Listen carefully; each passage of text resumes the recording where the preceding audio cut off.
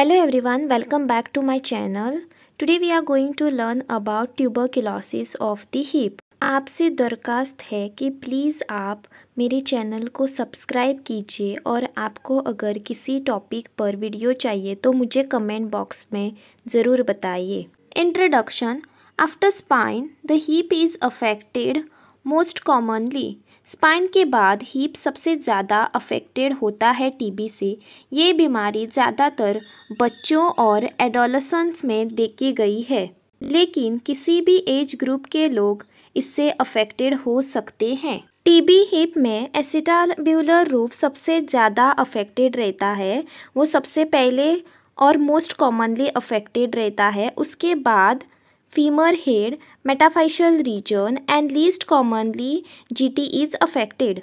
In case of the TB hip, TB hip में सबसे ज़्यादा एसिटाब्यूलर रूफ अफेक्टेड रहता है, followed by the femur head, metaphyseal region and the GT which is the least commonly affected. TB starting में lungs में शुरू हो जाती है and there is a haematogenous, यानी ब्लड से ये different part of the body में स्प्रेड हो जाती है. Most commonly the spine is affected, followed by which the hip joint is also affected. Hip joint में हिमेटोजेनस यानी ब्लड के थ्रू स्प्रेड हो जाएगी and there will be initial lesion present in the hip joint. उसके बाद granulation tissue formation हो जाएगा which will result into the joint changes and there will be also destruction of the bone and the cartilage. जो bone और cartilage होती है वो destroy हो जाएगी, जिसके कारण there will be dislocation of the hip joint and also the pus which is present वो भी स्प्रेड हो जाएगा. This is the pathophysiology. अब हम लोग पैथोफिजियोलॉजी डिटेल में देखेंगे. So I have told you that there will be initial lesion. जो बोन और आर्टिकुलेटिंग सरफेस होता है जॉइंट का, हिप जॉइंट का जो आर्टिकुलेटिंग सरफेस होता है एसिटाब्यूलम और द फीमोरल हेड, उसमें डिस्ट्रक्शन शुरू हो जाएगा. Sometimes it can also starts in the synovium. जो साइनोवियम होता है, जो साइनोवियल फ्लूइड होता है, वो भी थिक हो जाएगा. There is a granulation tissue formation and because of this granulation tissue formation there is a erosion of the cartilage. जो कार्टिलेज होती है वो डिस्ट्रॉय हो जाएगी, वो टूट जाएगी and it will also reaches into the joint. Joint changes. Joint में साइनोवियल हाइपरट्रॉफी हो जाएगी, थिकनिंग हो जाएगा साइनोवियल का and there will be effusion. उसमें पानी भर जाएगा and pus formation will takes place.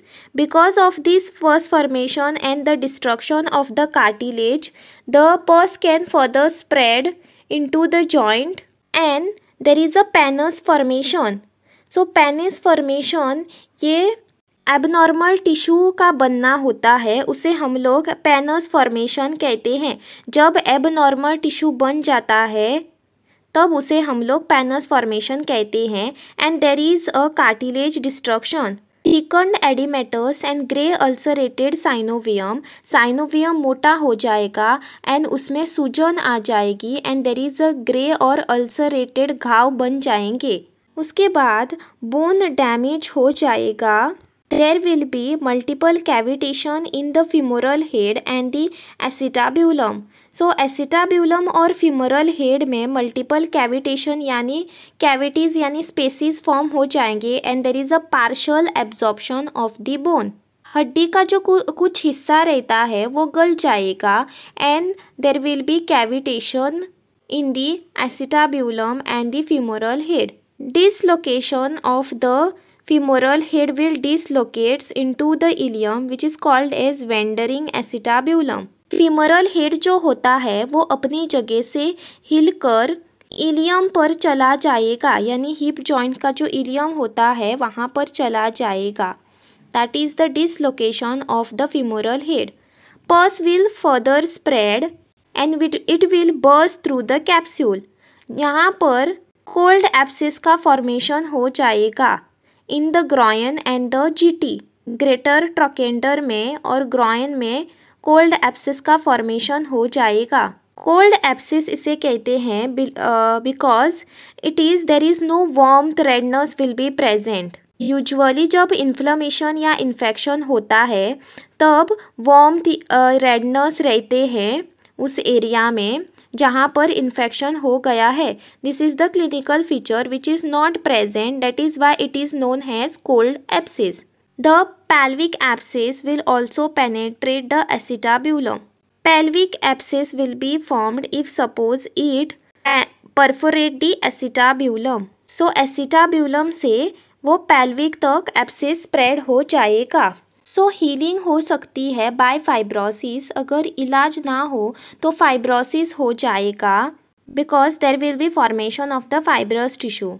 Fibrous ankylosis is formed and joint में डिफॉर्मिटी आ जाएगी। So let's revise the TB hip. इसमें जब बैक्टीरिया हिप के अंदर एंटर हो जाता है, it is through hematogenous spread, that is blood से स्प्रेड हो जाएगा और इस तरह से ये हिप जॉइंट के अंदर चला जाएगा, जिसकी वजह से देयर विल बी डिस्ट्रक्शन।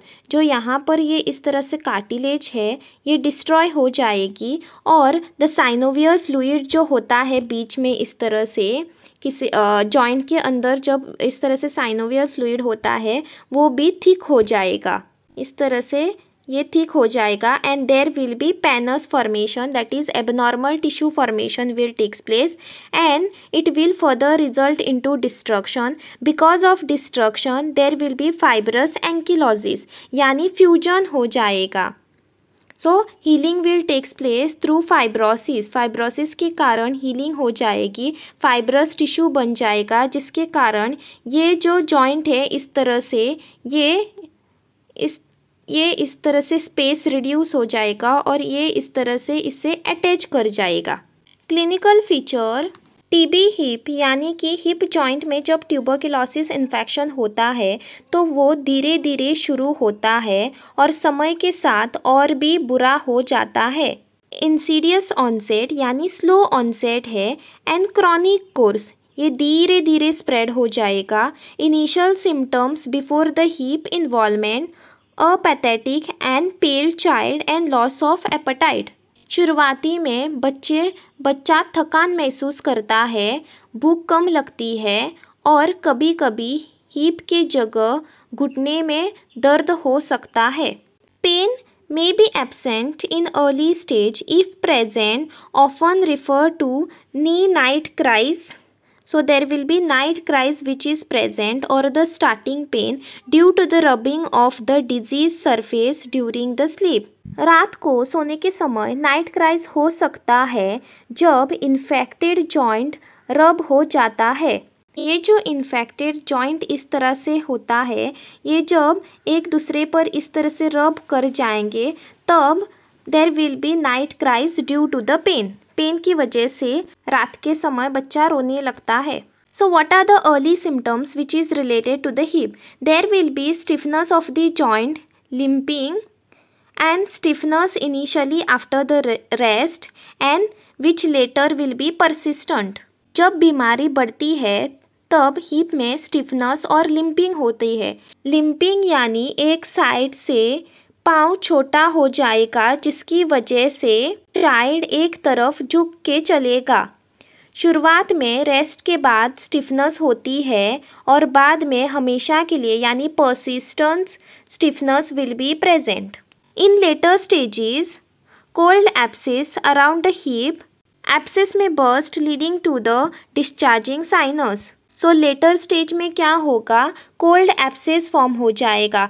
जब आप पाँव पर यानी हिप की जगह पर हाथ लगाकर देखोगे वहाँ पर वार्मथ यानी जो इन्फ्लेमेटरी साइंस होते हैं वो प्रेजेंट नहीं होंगे, इसीलिए इसे हम लोग कोल्ड एब्सेस कहते हैं। अगर बीमारी एडवांस स्टेज में जाए तो हिप के आसपास ठंडा फील हो जाएगा, that is cold abscess will be formed.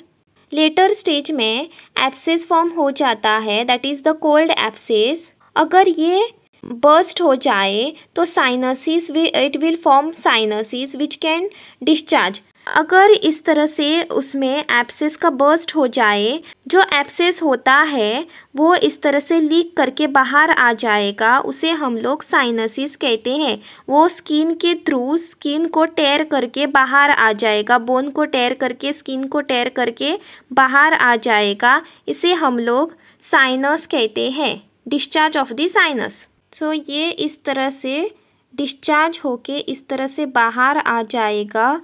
जो एब्सेस होता है वो इस तरह से बोन को पेनेट्रेट करके इस तरह से बाहर आ जाएगा। इसे हम लोग साइनस कहते हैं। So next we will be looking at the stages of the TB of the hip. So first stage है उसे हम लोग स्टेज ऑफ साइनोवाइटिस कहते हैं। इस स्टेज में जॉइंट के अंदर फ्लूइड बढ़ता है, that is called has effusion into the joint. Hip joint flexion, abduction और एक्सटर्नल रोटेशन के पोजीशन में होता है। सो जो हिप जॉइंट रहता है वो फ्लेक्शन और एबडक्शन यानी पाँव जो होता है वो बाहर की तरफ फेस करता है, एंड ऑल्सो एक्सटर्नल रोटेशन यानी पाँव को बाहर की तरफ घुमाना। इस पोजीशन में पैर रहता है। Flexion, abduction and external rotation. Slightly flexed and abduction deformity compensated by pelvic tilt. Hip थोड़ा फ्लेक्शन और एबडक्शन में डिफॉर्म हो सकता है, लेकिन पेल्विक टिल्ट उसे कंपेंसेट करता है। Because of the pelvic tilt it will get compensated. Leg external rotation में होता है। पेल्विक टिल्ट की वजह से लगता है कि अफेक्टेड लेग लंबा है, लेकिन असल में दोनों लेग बराबर लंबे होते हैं।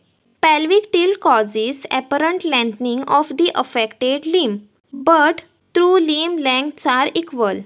एक्चुअल में लिम्ब बराबर के होते हैं, but because of the pelvic tilt हमें लगता है कि एक पाँव छोटा है, जो अफेक्टेड पाँव होता है वो लंबा है ऐसे लगता है, बट एक्चुअल में दोनों पैर इक्वल होते हैं। This is known as stage of apparent lengthening, last a very short period.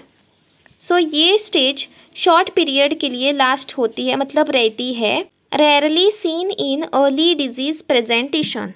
इस डायग्राम में आप देख सकते हैं कि हमारा अफेक्टेड लेग है, ये लंबा लगता है। ये क्यों लंबा लगता है? Because of the pelvic tilt. इस तरह से पेल्विक टिल्ट कर जाएगा, जिसके वजह से लगेगा कि जो अफेक्टेड साइड है पाँव वो लंबा लगेगा। एक्चुअल में दोनों ठीक ही रहते हैं, बट दोनों की लेंथ सेम रहती है, but because of the pelvic tilt हमें ऐसे लगता है। Next stage is stage of arthritis. इस स्टेज में जॉइंट के कार्टिलेज में प्रॉब्लम होती है। आर्टिकुलेटिंग कार्टिलेज जो होती है वो भी इन्वॉल्व हो जाती है। हिप फ्लेक्शन, एडक्शन और इंटरनल रोटेशन। सो यहाँ पर क्या होगा? There will be spasms around the hip joint, and also the position of the hip joint will be flexion, adduction and internal rotation. इसे हम लोग कैसे याद कर सकते हैं? FADIR। सो अब ये निमोनिक याद कर सकते हैं, FADIR, that is flexion, adduction और इंटरनल रोटेशन।